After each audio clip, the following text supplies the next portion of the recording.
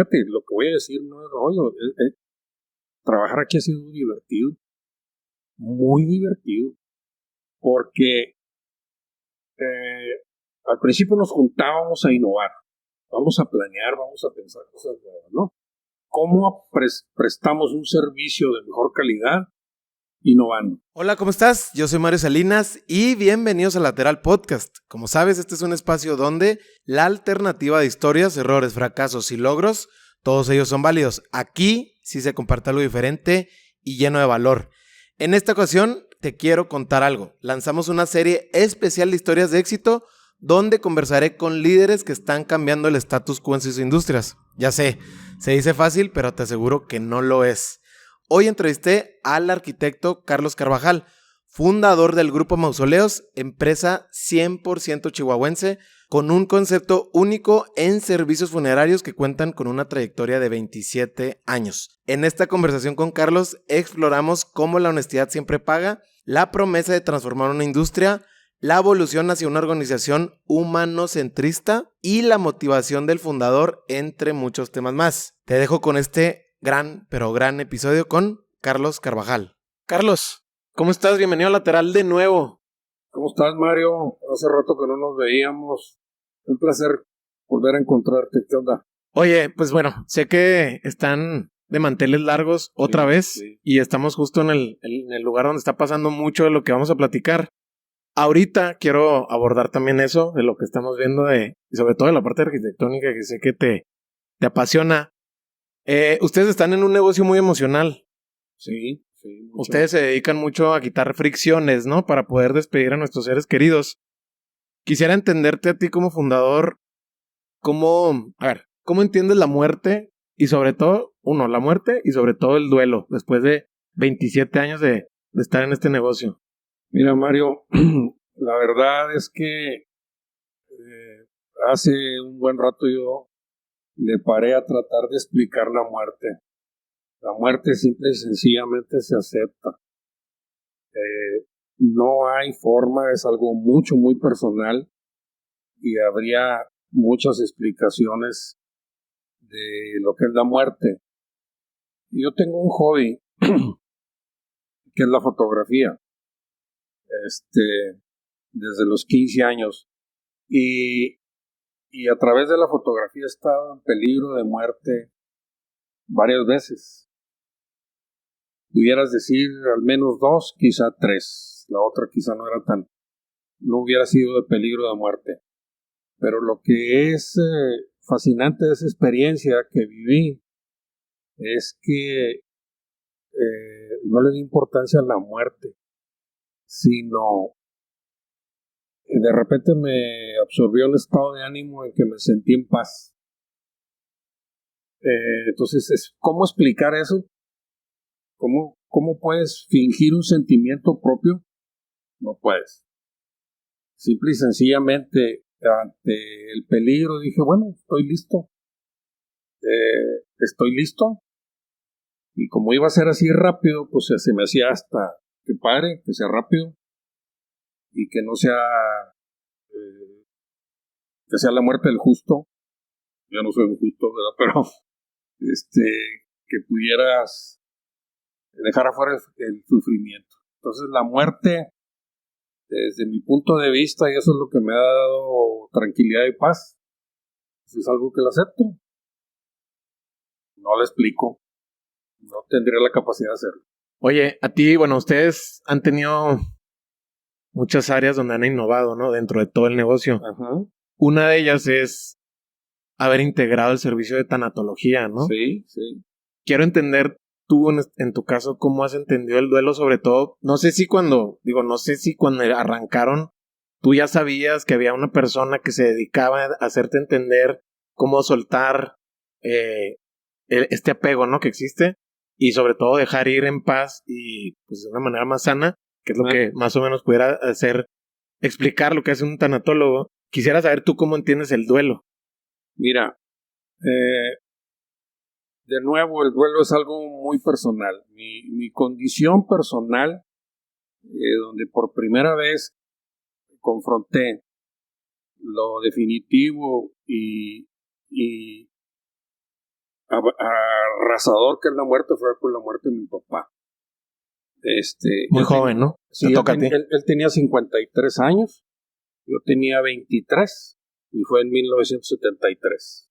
Por eso nunca he comprado un billete de lotería de 3.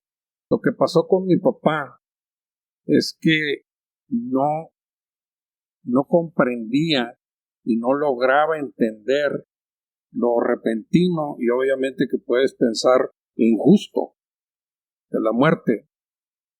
Y la verdad de las cosas es que tuve la oportunidad de procesar ese duelo con trabajo. Me escondí en el trabajo. Y eso me dejaba el día ocupado y nomás, pues, la noche era para llorar y sufrir y el día para trabajar.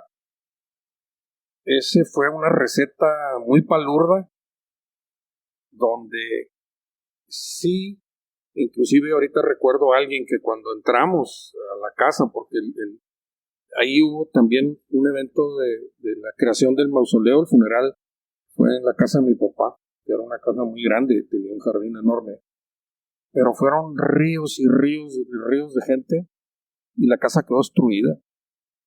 Y cosas de mi mamá se perdieron y se robaron, en fin.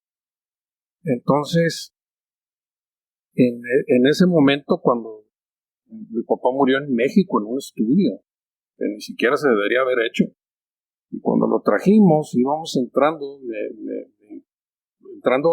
con la caja a la casa, me para un amigo de mi papá y me dice, tú no eres nadie, nunca tendrás la estatura de ese hombre.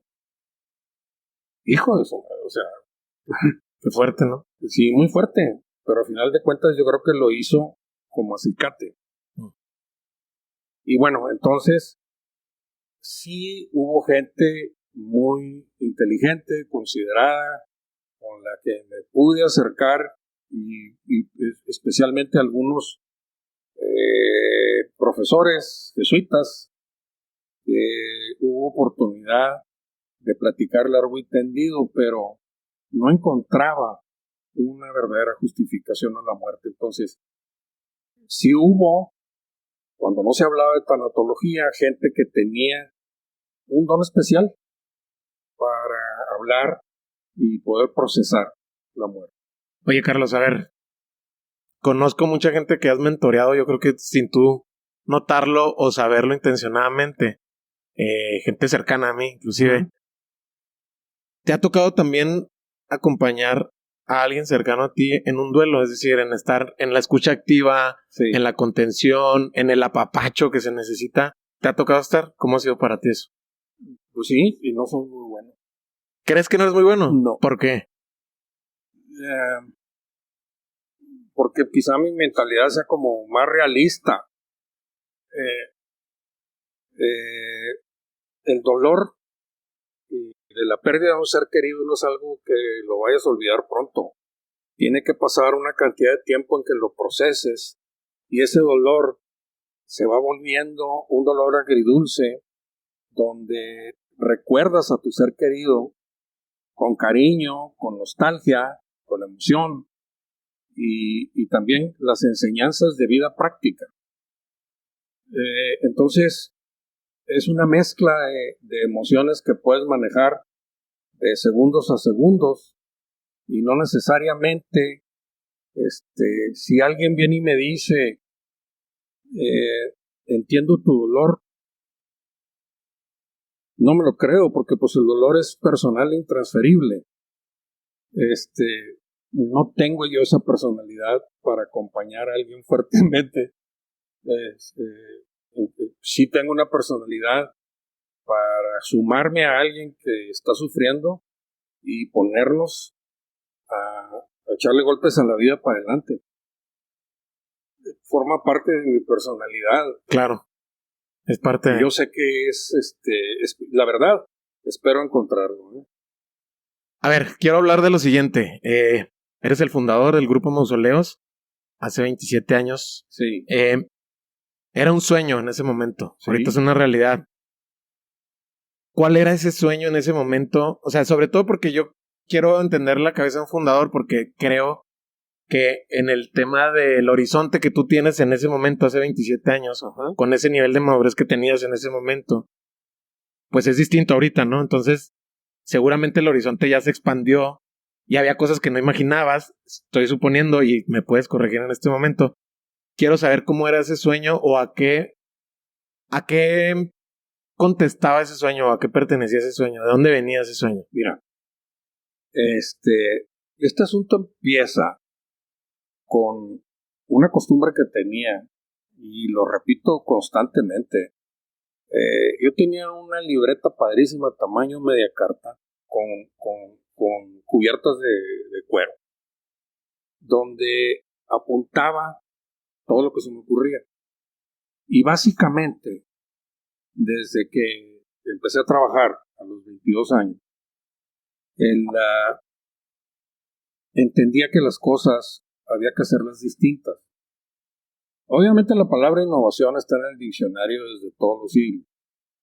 Lo que no ha estado en el diccionario es el nuevo sentido que le damos a la innovación. A mí me gustaba, sentía necesidad de hacer las cosas distintas. Incluso era un acicate si alguien me decía, ¿y por qué haces eso? Si nadie lo ha hecho. Pues precisamente por eso. ¿Cómo qué? ¿Cómo qué te dijeron, no? ¿Y por qué haces eso puntualmente? Pues por ejemplo, en construcción, yo siempre me he dedicado a la construcción, estábamos haciendo unos canales que tienen una sección trapecial. Ok. Y para hacer las excavaciones las hacías con un bote cuadrado y ese canal quedaba como mordido de burro. Entonces pues diseñé un bote trapecial, donde a la primer pasada canales muy chiquitos quedaban y el avance era enorme. ¿Dónde lo había visto? Pues en ningún lado. Tu cabeza nada más. No, en la libreta con pastas de cuero, lo que apuntaba era lo que no trabajaba. O sea, lo que no funcionaba. Ya. Entonces, así como los canales, o por ejemplo, las tortillas, ¿por qué tienes que levantar y manosear todas las tortillas para sacarla más caliente? ¿Por qué no puede haber un invento de una tortillera que tenga la tortilla caliente arriba? O sea, y decías, bueno, puedo resolver tal o cual deficiencia. ¿Y qué fue lo que pasó? Empecé a apuntar, y muy influido por el recuerdo constante de mi papá, que no jalaba, que no funcionaba en la industria funeraria. O sea, en ese entonces estábamos, empieza a tomar conciencia y hacerse más presentes las ideas. Tú traes unas ideas sueltas, pero de repente, en aquel entonces me pasaba y se me hacía fabuloso 4 o 5 veces al año que me podía quedar sin dormir toda una noche, con un proyecto que lo apuntaba y lo apuntaba desde el punto de vista material, de construcción, financiero, administración, futuro, etcétera. Y empezó a tomar mucha fuerza en mí la necesidad de cambiar la industria funeraria en el país.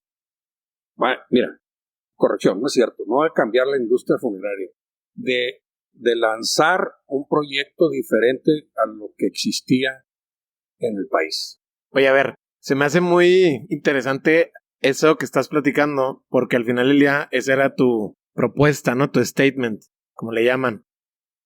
¿Cómo le haces tú con esto que te quiere salir del commodity, ¿no? Que venía haciendo la industria. Uh-huh. Te quiere salir, está perfecto, hágalo.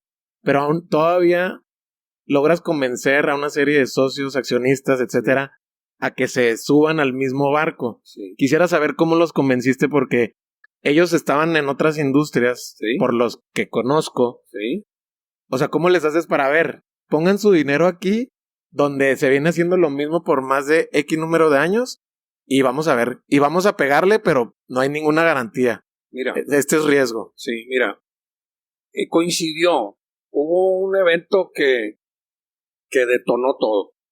Yo estaba en Nueva York e iba a entrevistarme con un distribuidor de productos ecológicos de todo el mundo. Y estaba en la Avenida de las Américas y me llama y me dice, estoy retrasado 3 horas. salte a caminar. Y ahí nos vemos al rato porque estoy del otro lado de Nueva York y no he terminado y demás. Entonces me salgo a caminar y en un edificio enorme, que acabo de estar otra vez, ya no está ahí, no el edificio, pero había unos niveles que tenían nicho. Ok. Entonces el edificio tenía restaurantes, gimnasios, nichos, oficinas, departamentos, etcétera. Entonces empiezas a desacralizar el concepto de funeraria. Ok. Vas a las funerarias y los colores normales eran morados. ¿Por qué morado? ¿Nunca supiste? No tengo idea. ¿Por qué morado? No sé, bueno, pero cada rato en todos lados yo veía. Es algo que, a ver si alguien nos lo responde, porque yo también tengo esa duda. Muy buena pregunta, fíjate, no se me ha ocurrido. Ya hace tiempo que tuve la inquietud y no la resolví. Y oscuros, y el humo de las velas. Entonces aquello era, y yo le decía, oye, me acuerdo que le decía a mi mamá, oye mamá, ¿cómo está todo oscuro, feo? Pues así es, un funeral, lo tienes que sufrir, no es un baile. No vas a ir a una fiesta, es un funeral. Ay, pero bueno, y te quedas, ¿por qué? ¿Verdad? ¿Quién dijo? Entonces, no es que así sea, sino simple y sencillamente alguien abre, le sigue otro, le siguen 3, vuelven 4, y simple y sencillamente ven lo que hizo el otro y lo quieren hacer igual. Entonces, inclusive ven los colores de este edificio. Este edificio está concebido monocromático, o sea, lleno de luz y de colores claros. Y en lugar de ir a sufrir, pues es algo muy personal, porque no quiere decir que no sufras, es que te parece si vas desde el enfoque positivo, a celebrar la vida de un ser querido. Y empiezas con el evento fundamental, tremendo, que es celebrar al amigo, al conocido, al pariente, al padre, al que gustes, al que sea, pero de una manera donde tengas un entorno que te espiritualice. Yo como arquitecto tienes y cuando viajas por cualquier edificio extraordinario te paras en la entrada de ese edificio y no sabes qué es lo que dices, ¿qué es esto? ¿En dónde estoy? Estoy en un ambiente distinto, en un entorno que me ayuda, no que me jala. Entonces, la mezcla de todo este concepto funerario, de repente encontró un canal enorme arquitectónico. ¿Lo ibas documentando en un borrador? ¿Simplemente está todo en tu cabeza? ¿Cómo lo desahogabas en ese momento? Muchas cosas estaban en la cabeza. Mira, yo no... cuando abrimos Chihuahua, lo normal era hacer unas encuestas. Y yo no hice encuestas. No las quise hacer. Porque dices, no es posible que toda esta gente que está trabajando en la industria no vea las posibilidades. Se me hacía tan obvio. Además, ¿qué le vas a preguntar a la gente? Y hasta que leí lo de Henry Ford, ¿verdad? O sea, claro, que fueron el preguntar, Ford dijo, ¿qué quieres que haga? Pues dame un caballo más fuerte o puros percherones, ¿verdad? O sea, ¿realmente qué te iba a decir la gente? Haz un mausoleo y mete dentro de ese paquete una serie de satisfactores. Bueno, entonces, nació como un concepto de innovación muy, muy avanzado a su tiempo. Mucho. Ahorita te platico. Oye, a ver, ¿qué tanto ahorita, a la distancia, 27 años después, yo conozco a algunos de tus socios como el ingeniero Mesta, buen amigo, estuvo aquí. ¿Qué tanto crees que cuando confiaron en esta idea, confiaron más en ti o en el proyecto? Mira, siempre es una mezcla, Siempre es una mezcla. Tú lo que quieres definitivamente en la vida es buenos socios participativos que son, no solo se han estrechado los lazos de amistad, que eso es padrísimo a través de un negocio, pero no siempre es así, porque tienes momentos, y ahorita te platico también de momentos de prueba durísimo, porque nosotros empezamos las terracerías de este edificio, pues en el 94 y en octubre. fines de octubre, principios de noviembre, y en un mes y medio pues, se volteó el mundo al revés en México con el error de diciembre. Incluso, todo el 95, nunca paramos la construcción. Pero tú venías aquí y te podías encontrar 7, 8 gentes trabajando. Parecía una locura continuar esto. O sea, hey, te platico una anécdota. Un día en el vapor del Campestre un cuate, y de este lado del periférico donde estamos nomás estaba el boliche. El boliche. La invitación dice, no había número. El lado poniente del periférico, el único edificio antes del boliche, de sur a norte. Entonces dice el cuate, porque ya tenía la construcción 8 meses, duró 1 año y medio, nunca la paramos, Pero bueno, no teníamos el dinero completo. Incluso el edificio al principio estaba planeado en piedra. Ese es otro cuento. Y cuando se empieza, ahí en el vapor dice el cuate, ya vengo de México y platiqué con el dueño de lo que están haciendo ahí, y es una discoteca fregón. ¿Y tú estabas ahí? Sí, claro. No sabía que tú eras el que estabas. No sabía a yo. cargo. Sí, ¿qué discoteca? No, pues una discoteca fregoncísima y van a andar gente volando ahí en el domo ese que se ve. Ajá, de veras, güey. Y lo dejé hablar y hablar y hablar y nunca le dije nada, me salí. ¿No lo corregiste? No, ¿por qué? Oye, a ver. Entiendo que al principio eran solamente nichos. Sí. Y entiendo también que no hacían cremaciones. Digo, las cremaciones quisiera entenderlo de tu parte porque sé que no eran bien vistas, tenían esta carga de dogma, Mira, por así decirlo. A ver, platícame primero, ¿cómo integras las cremaciones y cómo integras, por ejemplo, el servicio de tanatología? Quiero saber esas dos cosas. Mira, el asunto estuvo así. Claro, hay un componente de la industria funeraria muy difícil de digerir. La industria funeraria es muy mal vista entre la gente y hay algo que a mí me molesta sobremanera y es que te llamen buitre. Y desgraciadamente la competencia completa, yo creo que debe haber sus honrosas excepciones, buitrea. ¿Qué quiere decir eso? Están presentes en los hospitales, con las policías, en los ministerios públicos, en las carreteras y demás. Y las funerarias pagan un premio, bono, dinero, como lo quieras llamar, porque les llamen. Eso está absolutamente fuera de nuestra forma de trabajar. Está completamente prohibido. ¿Por qué? Porque el estigma de la industria es tan fuerte que no vamos a contribuir a acrecentarlo. 1. 2. Y esto es más fuerte y así lo siento. Pues hombre, tuvimos oportunidades de estudiar, de ver otros países, de ver con mucha inquietud cómo se desarrollaba esta industria en otros lados. ¿Por qué carajo no podemos triunfar derecho y hacer nuestro mejor esfuerzo? En lugar de cortar el camino, y no hay brillo en ello, no hay honor. Yo sé que estos conceptos son antiguos y parecen, pero a mí parece totalmente fuera de lugar, pero a mí me da mucho más satisfacción y seguridad personal y de todo nuestro equipo no corrompernos y no cortarlo. Es cuestión de tiempo y que tengas la certeza de que te llegará haciendo las cosas correctas.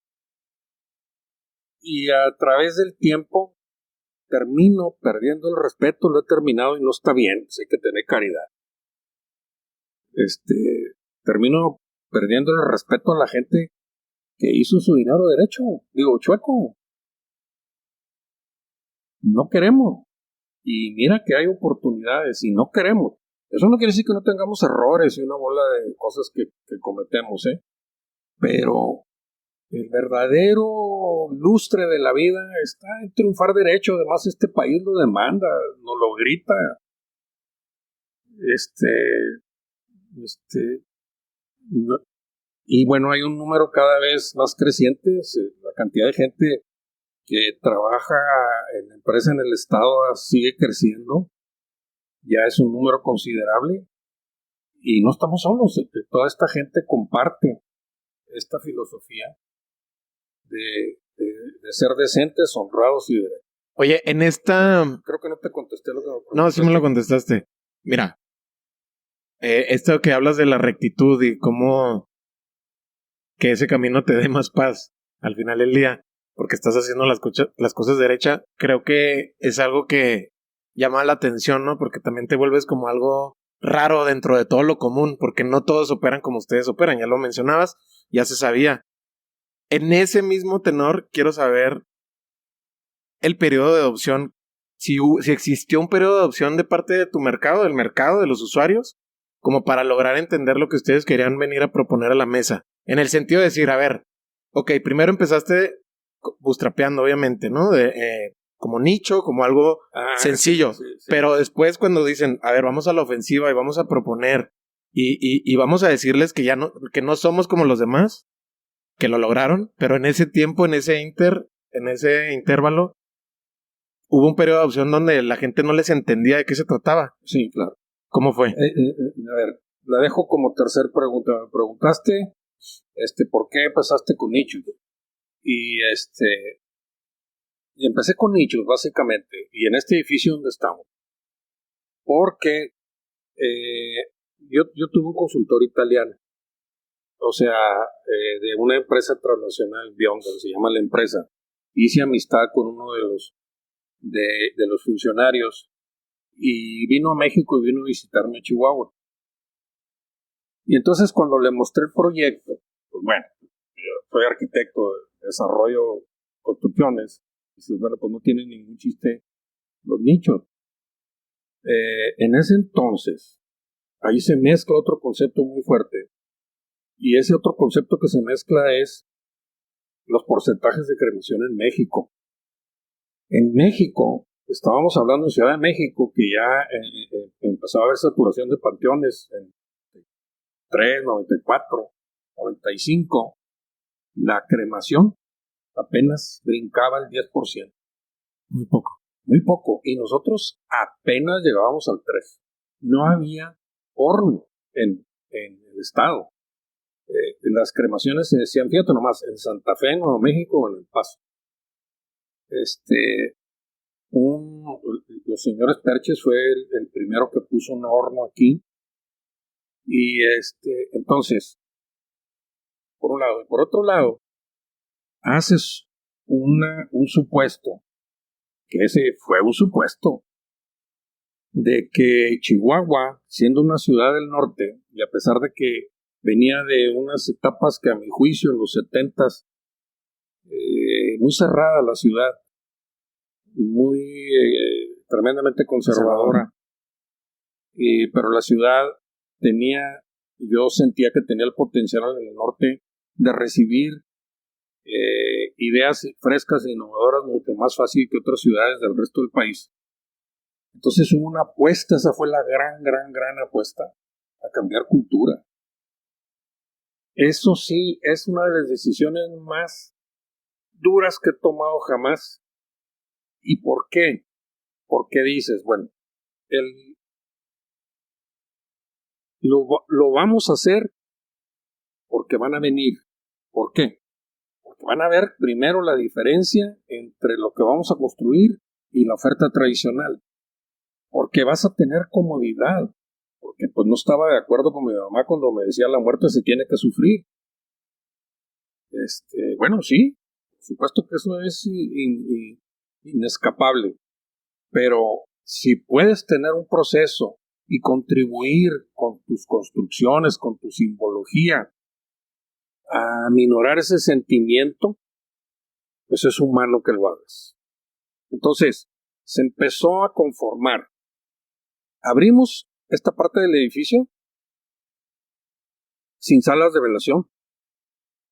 Y oh sorpresa, en menos de, yo creo que unos 4 o 5 meses nos empezaron a pedir velaciones. Entonces empezamos a hacer las velaciones aquí, en la cúpula central, o en la capilla, como se hacía. En la capilla. Entonces, de inmediato surgió la necesidad de construir las salas de velación. Por eso la particular de este edificio, que está separado en dos, este de aquí abajo y el otro que son puras salas de velación que está ahí arriba. Pero realmente el modelo de Ciudad Juárez, que fue posterior, incluye todo. Ya. Que es lo que siempre decíamos, ¿verdad? O sea, tienes todo bajo un solo techo. A ver, quiero girar un poquito la conversación y luego regresamos. Sí. Me estaba enterando que cada vez que sales de viaje, además de lo que platicabas en el primer episodio sobre la fotografía, que te gusta documentar, retratos, momentos, experiencias, paisajes, también te gusta visitar panteones. Sí. Sí, acabo ¿Qué de pasa regresar. con eso? Pues mira, es impresionante la cultura funeraria que existe. Además, no tiene nada de que tengas la mente torcida. Date una vuelta por el panteón ese donde hay en Roma, donde hay romanos de espada y casco enterrados. Hay unos panteones que son unas joyas. O sea, refleja el pasado y para que... Hay ciertos panteones que tienen magia, no todos. Nosotros lo que agarras es un terreno. Bueno, ese es un terreno enorme, lleno de fosas. Y fíjate esta consideración, dije, carajo, si la casa donde me casé tenía un jardín de 200 y cacho metros cuadrados y para mantenerlo era una cosa espantosa, o sea, cortar el pasto y esto y lo otro, pues imagínate hectáreas. Entonces ese fue otro concepto mandatorio de reducir las áreas verdes así generales, sin personalidad, a dejar pequeños elementos de áreas verdes que sean verdes y que tengan naturaleza, pero desde el punto de vista de operación y lógico es reducir los metros cuadrados de algo que nunca vas a tener en condiciones óptimas. ¿Y qué pasa? Te preguntaba sobre me estás platicando la experiencia sobre este museo, pero los panteones me refiero que, mira, o sea, este gusto porque, a ver, tú andas de vacaciones con tu familia y les dices, oigan, ahí vengo, o sea, sí. Hay algo ahí, ¿sabes cómo? Porque cuando no tienes idea de las broncas. Una de esas. ¿A dónde vas? Ahí vengo nomás y me tenía que levantar temprano, pues, ¿a qué horas vamos a salir o a qué horas vamos a tal lugar? Pero mira, a ver, ¿cuál es el lugar más atípico que has visitado respecto a usos y costumbres de un panteón? Es fascinante, mira. Por ejemplo, acabo de regresar de Vietnam y los campesinos se entierran en su parcela. Ok. Y hacen un monumento asiático, ¿no? Ves en Marruecos, te significan las donde está enterrado con 3 o 4 piedras. Los panteones en términos generales del Mediterráneo son fascinantes.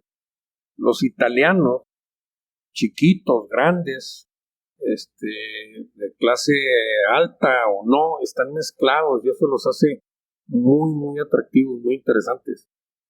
O sea, precisamente de ahí sale el nombre de todas las almas. O sea, al final de cuentas estamos unidos. Terminan estando unidos. Exactamente, claro. Terminamos unidos. Entonces, los italianos, te encuentras cadenitas y crucecitas en los nichos. Eso sería impensable en México. En Costa Rica,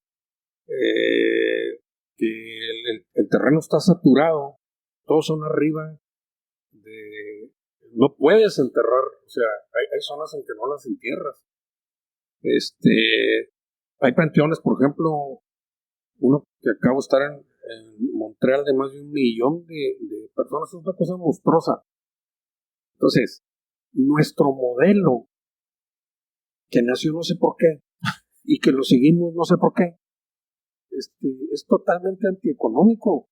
No solo eso, no hay posibilidad de mantenerlo bello, no hay posibilidad de estar cortando la hierba en 5 hectáreas, en 10 hectáreas. Entonces, la cremación la apuesta fue, se va a popularizar y va a crecer. Lo veías como tendencia. Pero ineludible. Okay. Y va a crecer todas las ventajas que tiene y que le ofrece a un hombre moderno, a una sociedad moderna. Por un lado. Por otro lado, bien importante, el equipamiento físico, los edificios de una ciudad de categoría empieza a ser sofisticado, no simple. Y esto tiene una serie de cosas sofisticadas. Yo les decía, había un estudio donde bailabas ahí en Nueva York, en el estudio 54, que tenía una esfera enorme con espejitos, y la luz se refleja por todos lados. Entonces, así es un principio de física. Este asunto de la industria funeraria tiene, créemelo, infinitos aspectos y reflejos. Y uno de ellos muy importante era, me faltan dedos de las manos, o sea, tienes el aspecto arquitectónico, el legal, el religioso, el físico, el que puedas entrar, tienes aspectos morales. Entonces, es muy complejo, y lo que tratas de hacer es una envolvente bella llena de arquitectura. Paga la buena arquitectura. Una envolvente bella donde se desarrolla un proceso de negocios que le sirva a la gente, que la gente a final de cuentas lo acepte. Y te garantizo que tenemos una cantidad importante de errores. Si esto hubiera que hacerlo otra vez, como todo el mundo dice, lo haría distinto. Porque vas aprendiendo y vas. Pero los panteones, volviendo a la pregunta, los panteones en el Rin, en el alrededor del Mediterráneo, son fascinantes. Porque ves panteones antiquísimos. En la Costa Brava, abajo de Barcelona, en los Riscos, hay unos preciosos. O sea, la orografía, las piedras, el mar, te lo permiten. Oye, Carlos, a ver, ahorita que estabas hablando, pues tú eres arquitecto de profesión y un apasionado del diseño. Ciertamente, ustedes como grupo destacan mucho por el diseño también, sí, entre otras cosas. La experiencia de usuario, ¿no? El servicio como tal, la hospitalidad, que ya lo platicábamos. En el tema del diseño, pues ahorita me decían, ¿no? Estos componentes de mármol, de cantera, están increíbles. ¿Qué tanto ahora te voy a cambiar la cachucha, no como arquitecto, sino como fundador, y en algún momento pues eras el que operaba? ¿Qué tanto hay que sacrificar la rentabilidad para lograr el diseño que deseas? Y espérame, sobre todo hacerlo, o sea, hacer el profit, ¿no? Que es el que se busca al final del día. Porque, o sea, al final del día creo que la maldición y la bendición que tú tienes es que juegas en demasiadas canchas como fundador. Porque también en el aspecto de construcción sabes de qué se trata. Y tú lo empujaste. Mi pregunta es, ¿qué tanto en eso en algún momento fue conflicto para ti? No, nunca ha sido conflicto. El buen diseño, el diseño aterrizado, o sea, que funcione por décadas, por años, es un reto muy fuerte. Necesitas conocer el comportamiento de materiales, sus uniones, una serie de cosas. Necesitas saber cómo hacerlo, no nomás ponerlo en un papel. Y aquí eso fue importantísimo. Te comentaba hace rato que originalmente la primera gran pregunta es ¿cómo construye un edificio eterno? Luz eterna, lo llamamos, ¿eh? ¿Cómo hago un edificio eterno? Y esa cosa me tenía sin dormir. Y entonces, bueno, pues de piedra, ahí están las catedrales y ahí están los grandes edificios de piedra. En ese entonces, que México tenía una condición económica boyante, el diseño del envolvente era piedra. Estaba hermoso esto. Bueno, se viene el error de diciembre y el precio se multiplica por 5. No fue posible. Había que rediseñar, recondicionar. Entonces, muy bien, tenemos materiales que van a ser eternos, eso no tenemos problema. Tenemos que tener un edificio aislado y ecológicamente sustentable. Entonces, lo que haces es adaptas y adoptas técnicas y procedimientos de construcción. No fue posible, y eso me dolió muchísimo hacerlo de piedra. No fue posible. Inclusive iba a traer los sillares de Nuevo León. Ya los había conseguido directos en una cantera. Entonces, ¿qué esperabas? Que una ciudad llamada a ser, y más ahora que en aquel entonces, una ciudad muy, muy importante de vanguardia en México, tuviera una serie de edificios que nos orgulleciera, fíjate, no está por arriba de la rentabilidad de la arquitectura. Hay ciertas cosas que haces, pudieras decir, te das pequeños gustos, pero no te alocas. Si no, o sea, esto no funciona. A ver, ya hablaste del hardware. Sí. Todo esto que estamos viendo, que estamos tocando, que está por estrenarse, esta nueva ala, que ahorita vamos a hablar de eso. Háblame del software, es decir, la experiencia que ustedes brindan como usuario, ¿no? Este Customer Journey que le llaman en marketing, ¿no? Platícame de la experiencia de usuario porque es algo que al menos a mí me ha tocado vivir. Creo que muchos de los que nos van a estar viendo y escuchando, obviamente, aquí en Mausoleos. Platícame de cómo nace esa experiencia de usuario que ya es muy, pues ya se puede palpar, ¿no? Se puede tocar inclusive. Mira, cuando nacimos no lo teníamos. O sea, yo recibía llamadas de todo tipo. Oye, qué mal está esto, qué mal aquello. No me atendieron. El aire, la capilla está muy fría, la capilla está muy caliente. No hay nada. La gente no tiene espíritu de servicio. Hijo. Y en ese entonces, y yo estaba equivocado, dije, bueno, necesitamos un concepto, y yo le llamaba el mayordomo de Batman. Sí. ¿Quién era ese cuate? Era un cuate así, todo circunstancia, y que el solo hecho de verlo te inspiraba confianza y que te brindaba el servicio.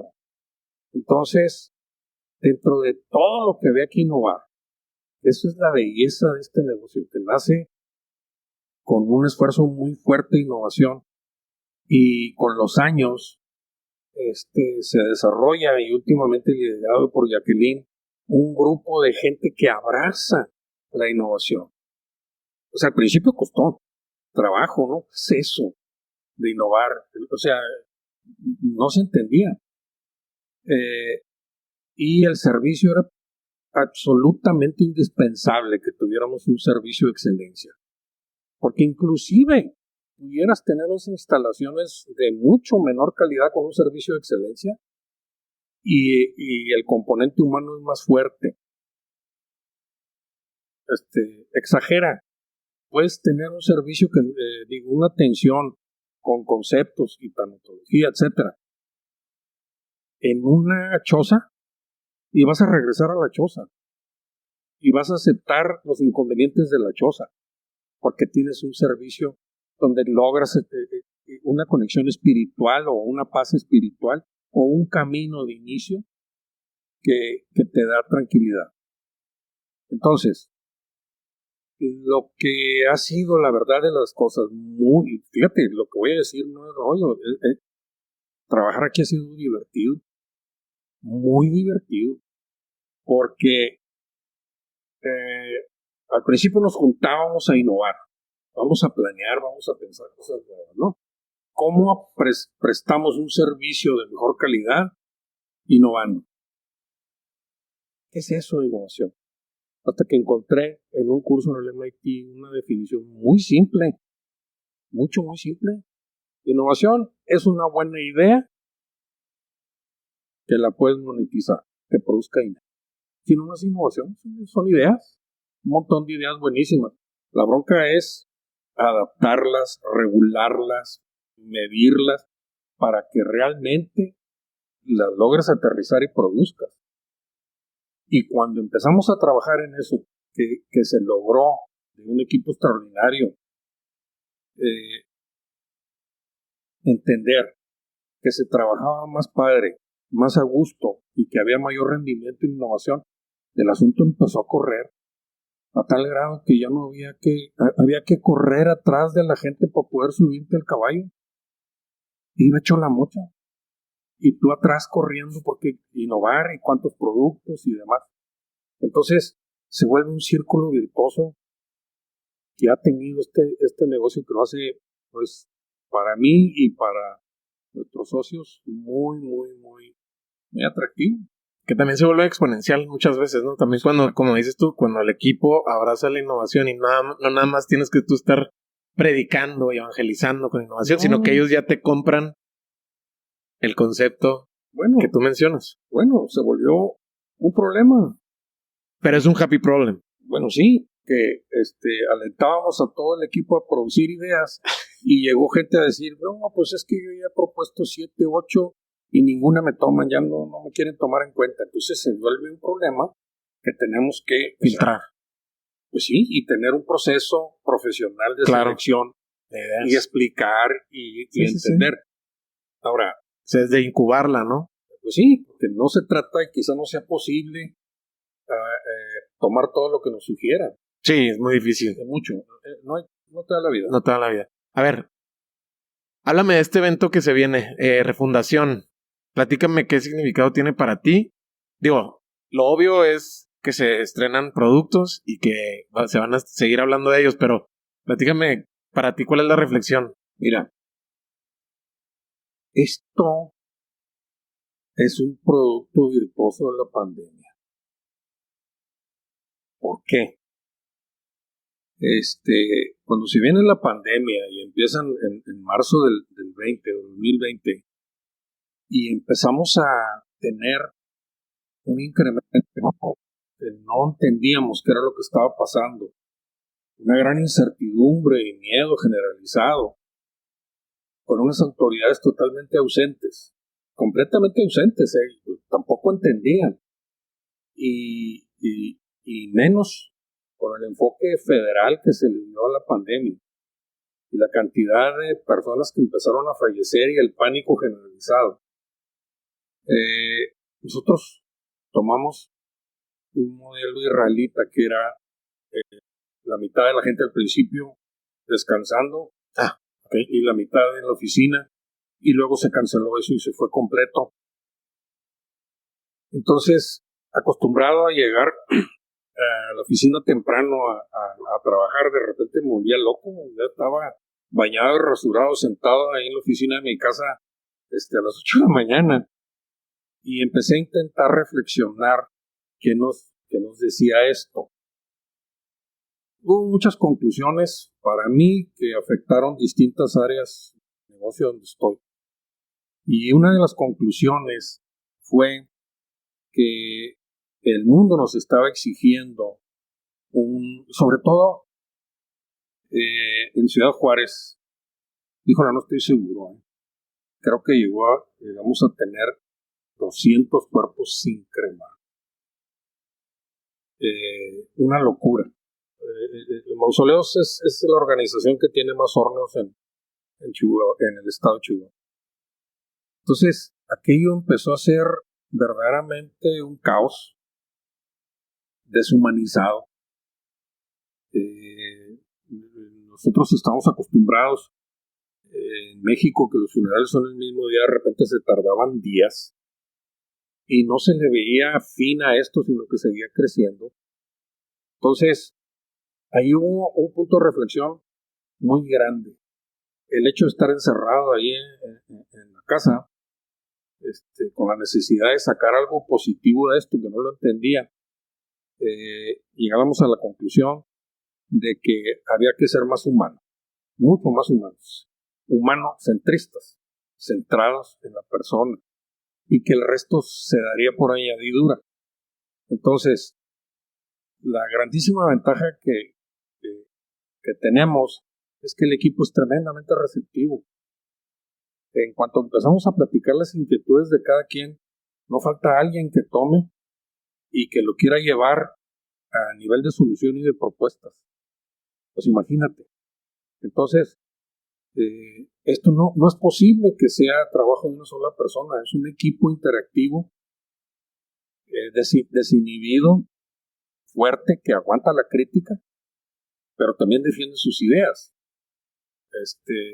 no es para gente débil, ¿verdad? O sea, no estoy de acuerdo contigo por esto y por esto, y el otro tiene que defender sus ideas, y lo peor que puede hacer es matar ideas en ciernes.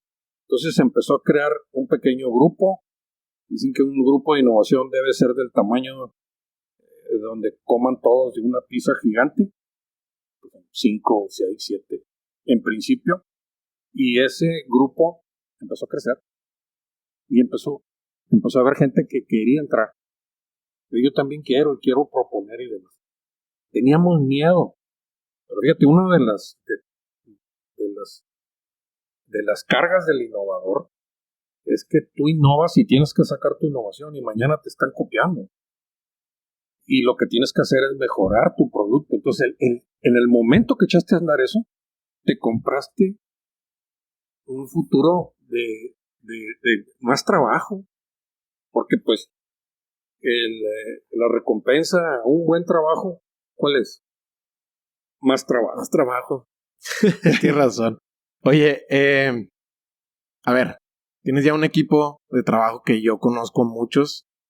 Jackie, que ya estaba en el programa, hemos trabajado, seguimos trabajando en proyectos.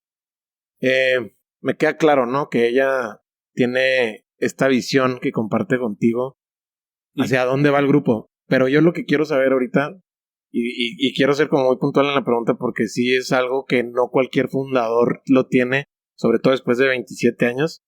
Dime qué te sigue motivando a ti para seguir empujando el barco desde tu trinchera, porque ahorita sí, ya tienes un equipo seniority, pudiéramos decir, pero a ti qué te sigue motivando para empujar este barco desde tu lugar. La posibilidad de crear, la posibilidad de innovar, Mario. La posibilidad de entrar en terrenos desconocidos y tomar riesgos, planeados, calculados, no son riesgos a lo loco.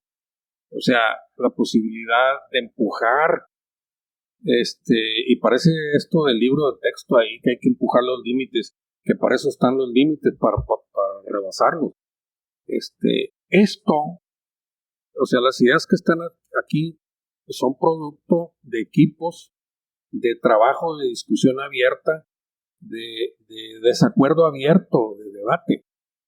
Entonces, de repente hacemos algo y hemos fallado, y lo hemos comentado, hay que fallar rápido para tener tiempo de volver a proponer. Entonces, ¿qué te motiva? La posibilidad en equipo de que de repente entras y llegas a ideas distintas que ni siquiera las habías concebido. O sea, no hay alguien que venga y diga, vamos a hacerlo así, así, así, asado. De entrada, en un papel, un genio. No. O sea, es la participación de un grupo inquieto, capaz, comprometido, con ideas, y también la capacidad de aceptar que puedes estar equivocado y que hay una idea mejor. Y ya, y entonces la necesidad de implementar. Acuérdate, ¿no? Innovación es una idea que produce dinero. Una idea sola, pues no. Oye, a ver, aquí quiero saber lo siguiente. Como tú, como yo, como muchos que nos ven y nos escuchan, pues se vienen recuerdos, ¿no? Cada vez que estás aquí. Yo he despedido aquí a familia, he despedido a muy buenos amigos estando aquí. Y aquí quiero irme a la raíz contigo. ¿Qué lecciones te ha dejado a ti estar tan cerca de la muerte en hablando de este sentido, estrictamente tú como fundador, al final del día, pues es un negocio donde siguen hablando de la muerte y se desarrolla y suben y bajan y el concepto es el mismo, ¿no? O sea, al final del día es dejar ir. ¿Cómo dejas ir? Yo quiero saber en ti cómo entiendes este concepto, sobre todo en lecciones que tú digas, bueno, creo que ya a la edad que tengo, pues entiendo de esta manera la muerte. Híjola, yo no he dejado ir la muerte. Hay 2 o 3 seres queridos que los recuerdo con una constancia y con una intensidad que alguien me ha dicho que es enfermizo.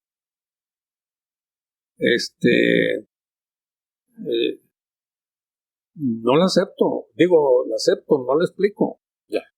En ese sentido, no creas que me meto muy a profundidad en la muerte y tengo posiciones filosóficas, todos nos vamos a acabar, de una manera u otra.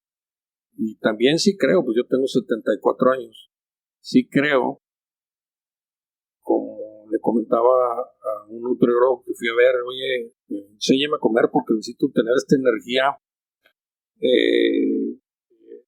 12, 15 años más. O sea, necesito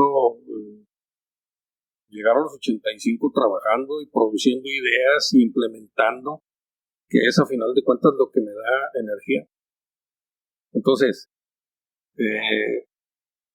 a lo mejor esperabas una respuesta más profunda, no la tengo. La muerte ahí está. Las veces que te comentaba que me ha tocado estar cerca de ella, pues me llama mucho la atención mi reacción. Órale, estoy listo. ¿No te asustas? A rato sí, Pero en el momento. no me he asustado. O sea, los momentos que platicabas de cuando has estado sí, en la aventura como fotógrafo, que has estado, digo, sí. son cosas también. Pero, el miedo no te ha llegado. No en el momento. No en lo personal. Y a mí me falta, lo reconozco, me falta un componente más espiritual. Ahí he fallado. Carlos, estamos en una sala recinto que le llamaron Renacimiento. Sí. A ver, platícame porque digo, lo obvio es hablar que pues se están expandiendo, sigue el crecimiento, suena que se están haciendo las cosas bien, yo lo sé que sí, pero platícame de qué se trata o sea, ¿cuál es el statement o cuál es la propuesta de dónde estamos? Mira, el edificio original, que a lo mejor habría que con un papel hacer un dibujo, es una abstracción del Santísimo. ¿Sabes qué es el Santísimo? No, eso que agarran los sacerdotes con dos manos y tiene la hostia, centro y rayas a 360 grados. Entonces, el vástago del Santísimo es el cañón de entrada y está el domo ya no me acuerdo exactamente, creo que son 10, 15, 10, 14, 17 metros de diámetro. Ese sería la hostia. Entonces tenía recintos radiales, gajos, cuartos de círculo. ¿Aquí dónde estaba? Nunca se dio cuenta nadie que estaba porque había unas bardas muy altas. Ya.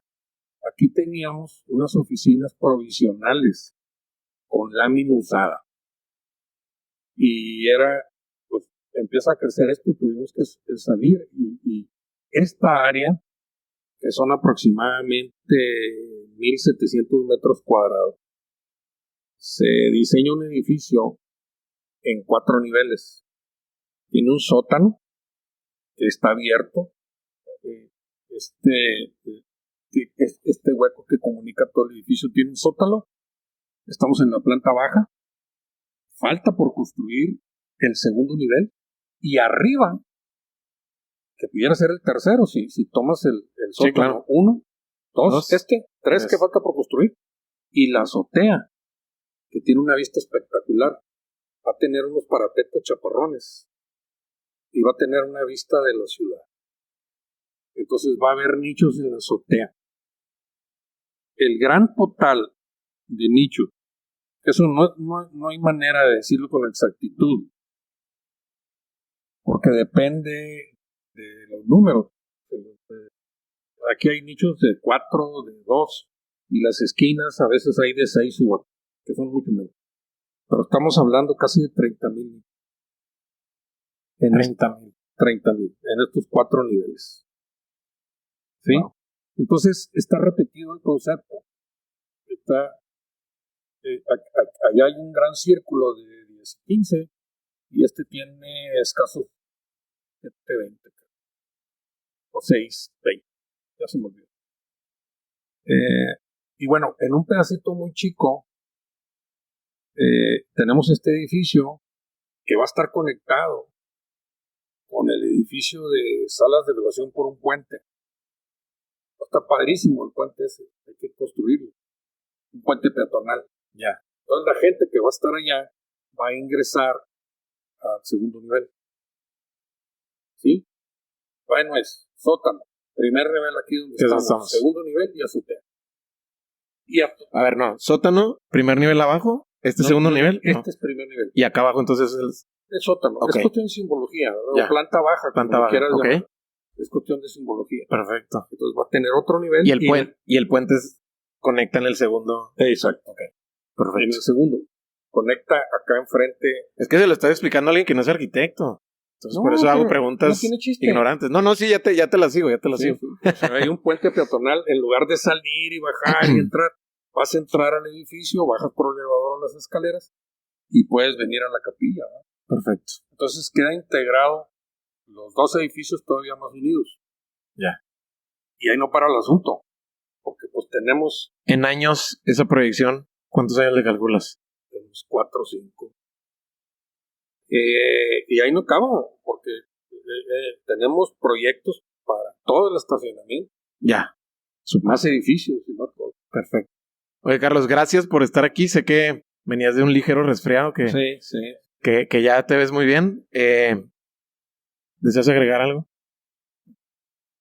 Pues bueno, creo que estamos haciendo esta propuesta.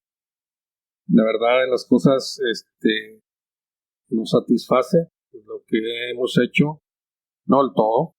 Hay cosas que quisiéramos haber hecho y que haber tenido más inteligencia para haberlas logrado. Sí, ya lo verán, sí está muy recorrible, muy entendible el edificio. Ya te lo comenté, es un edificio monocromático, de este color beige, blanco todo. Y esperamos poder terminarlo pronto. Y muchas gracias por la entrevista, Mario. Muchas gracias por la oportunidad de platicar esto, un tanto desordenado, pero bueno. Oye, siempre los que son más renuentes para estar aquí en el programa son los que más se involucran con Lateral Podcast. Entonces, qué bueno que sigues estando acá. Yo sé que la primera vez estabas ahí muy, pensándolas y tenías algo que decir, pero mira, estamos hablando ya de uno de tus grandes pasiones, que es mausoleos. Yo encantado de tenerte aquí. Creo que la conversación dejó muy claro cuál es el rumbo también del grupo. Sí. Y creo que también la ambición es muy buena combinado con la innovación. Fíjate que hay que eso es muy muy importante. Esto no es una labor de una sola persona. Los socios que trabajamos aquí han sido personas de primera calidad, muy muy entradas. Estamos estudiando obviamente otras localizaciones. Sí, o sea, bueno, a ver, ¿dónde están ahorita ya con presencia? Digo, están en Ciudad de Juárez fuertísimos, Ciudad Cuauhtémoc, entiendo también, Chihuahua, Tijuana ya está, ya está pasando. Ok. Tijuana es una ciudad enorme y frontera. El mercado es enorme, la atención, no hay nada como esto. Nos han copiado en varias partes del país. Pero es bueno también. Es sí. bueno porque también sube la vara para ustedes. Claro. O sea, esa es la maldición de innovar. Claro. O sea, si tú crees que puedes evitar la creatividad de las personas y venir y ver lo tuyo y mejorarlo por mucho, eso es un hecho. Entonces, sí, es un acicate y no es una maldición. Al final de cuentas, es una bendición de crecimiento constante. Tienes razón. Una bendición. Pues muchas gracias. Oye, no, gracias a ti. Qué bueno que estuviste aquí y pues vamos a ver qué le parece a la gente. Las redes, sé que no eres muy público, pero está sigan la cuenta de Grupo Mausoleos en Facebook, en Instagram, que es donde se va a estar publicando este nuevo lanzamiento que ya está a nada de suceder. Y pues nada, Carlos, gracias. Seguramente vas a volver al programa. Yo sé que no lo tienes esperado, pero vamos a ver qué suceda. Traemos unas ideas. Sí, yo sé. Sí, yo sé, pero vamos dejando a la gente con esto y lo demás lo dejamos para más adelante. Sí, hay unos, de veras, me emociona unos proyectos que traemos ya están en proyecto, en planos. Pero bueno, estamos esperando el momento, los recursos, el país, etcétera. Muy bien. Carlos, muchas gracias. A ti. Y como dijo Carlos, esto no se pudo haber construido sin gente extraordinaria. La verdad es que te digo algo, yo soy testigo de verlos cómo se obsesionan en crear la mejor experiencia en servicios funerarios.